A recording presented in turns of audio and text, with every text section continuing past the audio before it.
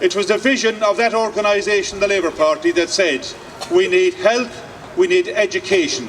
Two things that you've got to be born with and you're sure to die with. And that was the ambition that the Labour Party set about. They set about the National Health Service not quite 70 years ago, when this country and its folks returning from wars needed health care. And they needed health care, not alone surgical care, they needed psychiatric care and trauma treatment. And since then, they have practically eradicated things like polio, tuberculosis that used to kill communities, and the health service was at the forefront of eradicating those diseases.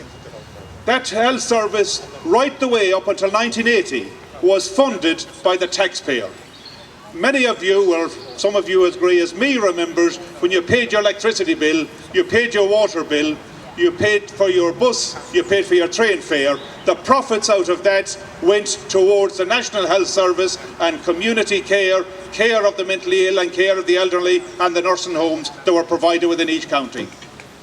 The attack came when Thatcher got elected and decided she wanted to hive off the elements of the funding for the NHS to put them into the coffers of the private sector. And that she began to do as early as 1982.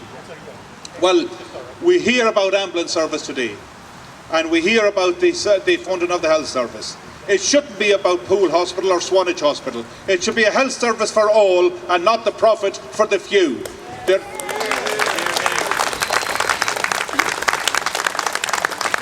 There is no room in the NHS for the privateers, because the minute they come through the door, they take the profits.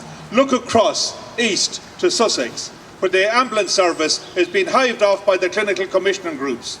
The clinical commissioning groups, which are about 8 of them involved, decided they were going to privatise the patient transport service. The service that takes the elderly and infirm to the hospital and to their treatments and their kidney dialysis.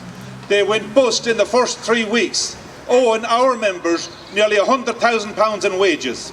They have a second company in there that's about to go bust, owing £600,000 in wages again to members. That's an absolute out-and-out disgrace. Well, I'll tell you what we did. We attacked the doctor's surgeries who has got people on the clinical commissioning groups. We have got to take it to the people who's creating the problem for us, and that's the people who sits on the CCGs and allows privatisation to come in. Colleagues, I thank you for inviting me here today. Welcome such a great group of people here. I am sure the Poole Hospital affects a lot more than what's here.